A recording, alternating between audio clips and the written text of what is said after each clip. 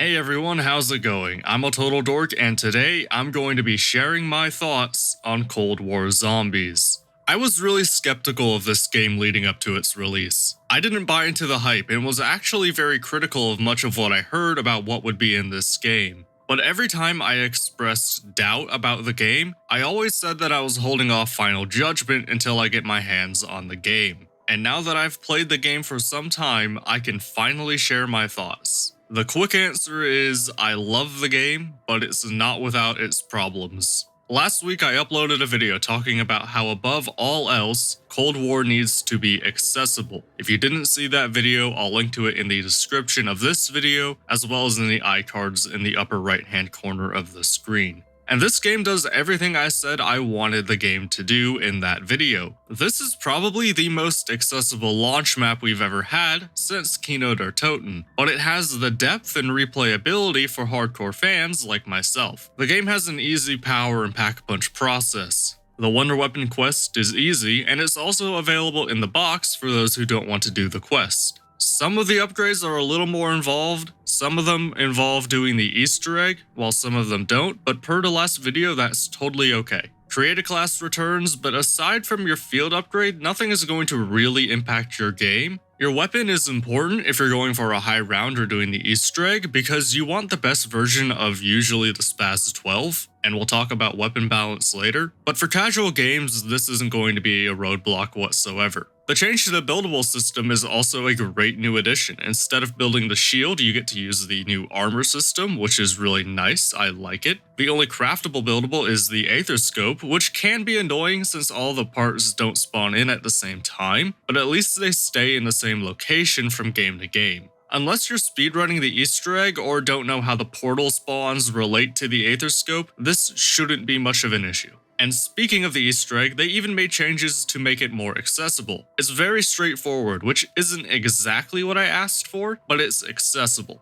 So accessible, in fact, that I did it myself, and now you get to see it as gameplay in this video. It's the only solo Easter egg I've ever done, and the only Easter egg I've done since Origins in 2014, I think it was. And even then, that was a multiplayer game that I didn't have a huge hand in working on. That might be an interesting video if you guys want to see that.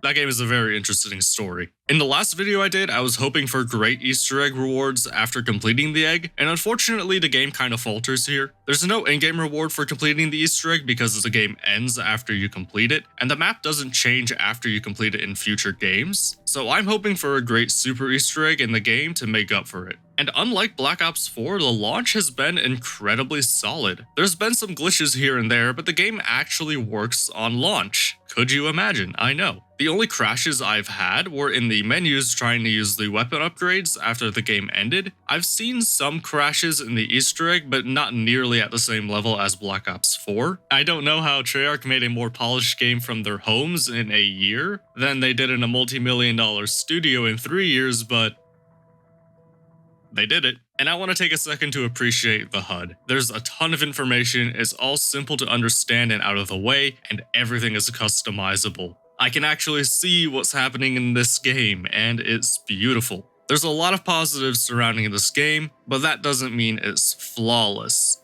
The biggest problem I have with the game so far is that there's no feeder mode. Seriously, that's problem number one for me. Having a feeder mode for zombies is a huge benefit for content creators, especially smaller ones like myself. And because there's no feeder mode, I'm going to be struggling for thumbnails, editing certain videos is going to be much harder, and the only workaround for this is to buy the game on PC and use NoClip to fly around the map. Needless to say, I don't want to have to buy the game again just to do what was already possible in every previous version of the game mode, going all the way back to Black Ops 2. There's already a feeder mode in multiplayer, and I would love to see it added into zombies if at all possible. As for problems the normal fan is going to experience, the weapon balance is the biggest issue right now. Shotguns are extremely dominant, and SMGs and assault rifles are incredibly underpowered. They might as well be shooting dry pasta instead of bullets, like what the hell am I looking at? That should be an easy fix, but most players are going to gravitate towards those weapons, and if you don't know how weak they are,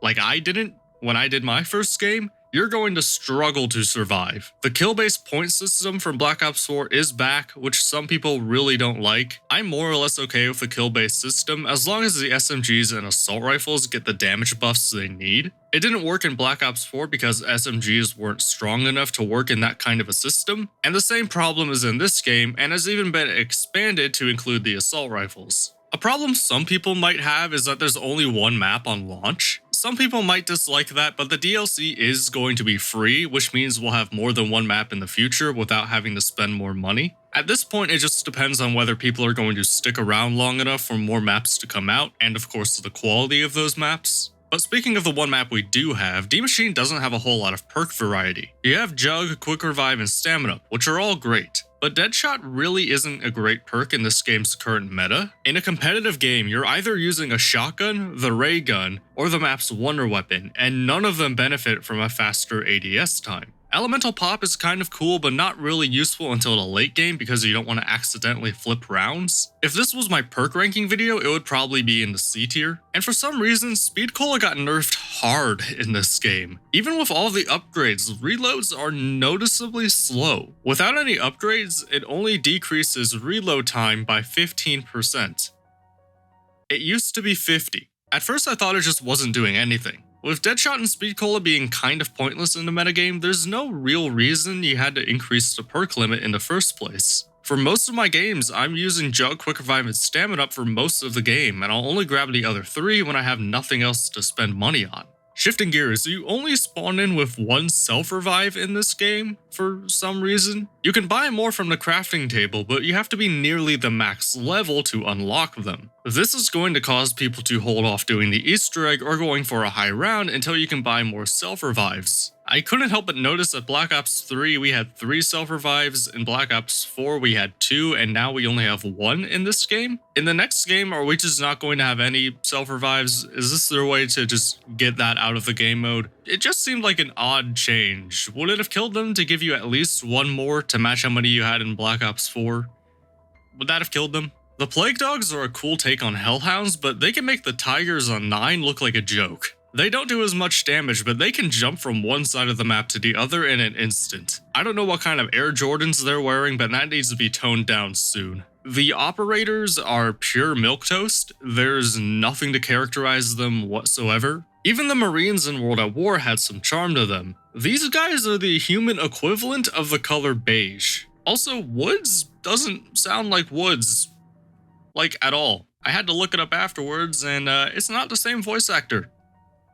For some reason. The best character in the game is Orlov because he actually has some motivation and a small character arc.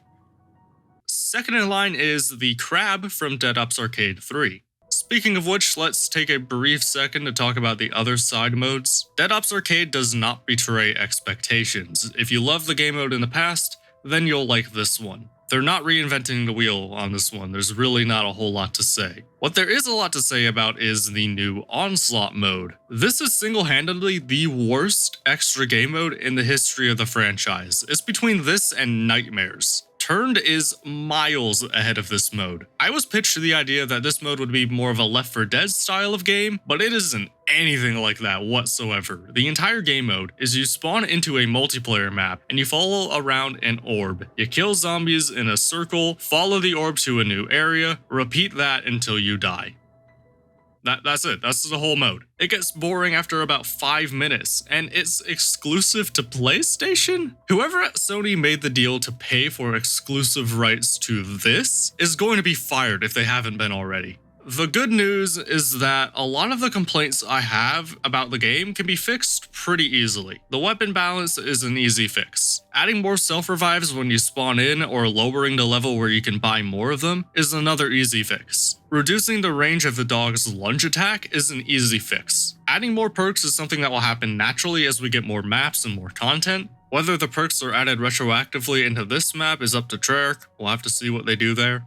The only thing I complained about that I don't think they can fix is the theater mode, which hopefully they can fix, and the operators. But the boringness of the operators can be minimized by having the other characters around them Weaver, Dr. Gray, etc. be far more dynamic and entertaining. Put an Orlov-style character in every map, and have Weaver and the rest of them talk about something more exciting than just basic military commands. Overall, this is a good game, but there are a number of things that hurt the experience. I'm excited to keep playing it. This could genuinely be one of the best games in the series. After the easy problems get patched, it all comes down to map design and whether you happen to like this particular flavor of zombies. Going back to when I ranked all the Treyarch games, this game as of right now is hovering around Black Ops 1 on a bad day and Black Ops 2 on a good day, but I can genuinely see this game reaching that top spot. It all depends on how those criticisms get patched, and from then on, it's just map quality. But let me know what you guys think about Cold War Zombies in the comments below, and subscribe to the channel if you want to see more. Thanks everyone for watching, and I'll see you in the next video.